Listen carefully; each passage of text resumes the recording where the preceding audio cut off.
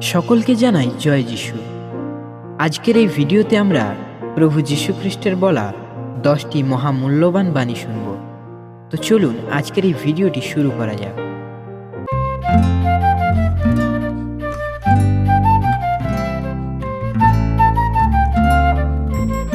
প্রথম বাণী, যোহন লিখিত সুসমাচার 14 অধ্যায় 1 পদ। প্রভু যীশু একদিন তার শিষ্যদের মনে দৃঢ় বিশ্বাস ও আশা জাগিয়ে তোলার জন্য বললেন, তোমাদের হৃদয় যেন বিচলিত না হয়।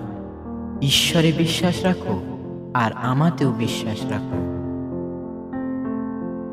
দ্বিতীয় বাণী, মথি লিখিত সুসমাচার 6 অধ্যায় 34 পদ। অনেক সময় আমরা আগামী দিনের কথা ভেবে দুশ্চিন্তা করে থাকি, যার ফলে ঈশ্বরের প্রতি বিশ্বাস আমাদের কমে যায়। কিন্তু আমরা যেন দুশ্চিন্তা না করি, তার জন্য প্রভু যীশু বলেন, তোমরা আগামীকালের কথা ভেবে এখন দুশ্চিন্তা করো না। আগামীকাল তার নিজের ভাবনা নিজেই ভাববে। প্রতিটি দিনের পক্ষে প্রতিটি দিনের বোঝাই তো যথেষ্ট। তৃতীয় বাণী, মার্ক রচিত মঙ্গল সমাচার 8 অধ্যায় 36 ও 37 পদ। কোনো মানুষ মন্দ পথে থেকে হয়তো অনেক পার্থিব সম্পদ অর্জন করতে পারে, বা এই জগতে যার প্রচুর সম্পদ রয়েছে সে হয়তো ভোগবিলাসে বা মন্দতায় তার সারা জীবন কাটিয়ে দিতে পারে, কিন্তু এর ফলে সে তার আত্মার সর্বনাশ ঘটিয়ে ফেলে। তাই প্রভু যীশু বলেন, সারা জগৎকে পেয়ে কেউ যদি তার ফলে নিজের জীবনের সর্বনাশ ঘটিয়ে ফেলে, তাতে তার কি বা লাভ হলো? মানুষ তখন কোন মূল্যেই বা নিজের জীবন আবার ফিরে পেতে পারবে? চতুর্থ বাণী, লূক রচিত মঙ্গল সমাচার 14 অধ্যায় 11 পদ। আমরা সবাই নিজেদেরকে বড় করে দেখাই। অনেক সময় আমরা প্রকৃতপক্ষে যা নই তাও দেখাতে চেষ্টা করি, কিন্তু যারা নম্রচিত্ত তারাই যে ঐশ্বরাজ্যে বিশেষ সম্মান পাবে। তাই প্রভু যীশু বলেন, যে নিজেকে বড় করে তাকে ছোটই করা হবে, আর যে নিজেকে ছোট করে তাকে করা হবে বড়। পঞ্চম বাণী, যোহন লিখিত সুসমাচার 13 অধ্যায় 34 ও 35 পদ।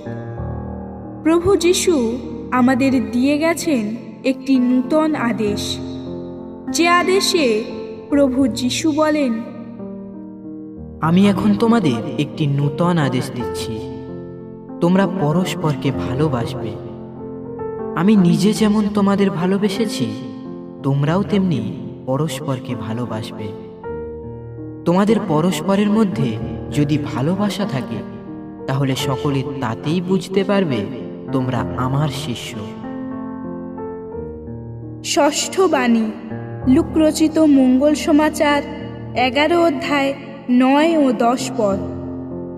আমরা যদি বিশ্বাসপূর্ণ অন্তর নিয়ে আমাদের স্বর্গীয় পিতার কাছে প্রার্থনা জানাই, তবে তিনি আমাদের সেই প্রার্থনা পূর্ণ করেন। তাই প্রভু যীশু বলেন, তোমরা চাও, তোমাদের দেওয়া হবে। খোঁজো, তোমরা খুঁজে পাবে। দরজায় ঘা দাও, তোমাদের জন্য দরজাটি খুলেই দেওয়া হবে। কারণ যে চায় সে পায়, যে খোঁজে সে খুঁজে পায়, আর যে দরজায় ঘা দেয় তার জন্য দরজাটি খুলেই দেওয়া হয়। সপ্তম বাণী, যোহন লিখিত সুসমাচার 18 অধ্যায় 37 পদ।